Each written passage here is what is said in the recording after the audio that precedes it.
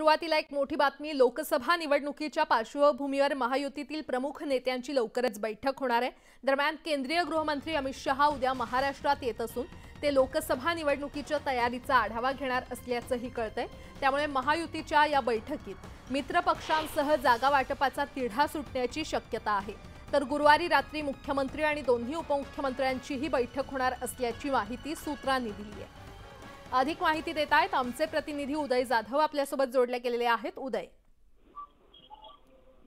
राज्यातील 48 लोकसभा मतदारसंघामध्ये महायुतीचं अजूनही जागा वाटप झाले नाही आणि त्या संदर्भात शेवटच्या टप्प्यातल्या चर्चा ज्या आहेत, बैठका त्या आता होणार आहेत महायुतीच्या नेत्यांच्या उपस्थितीमध्ये।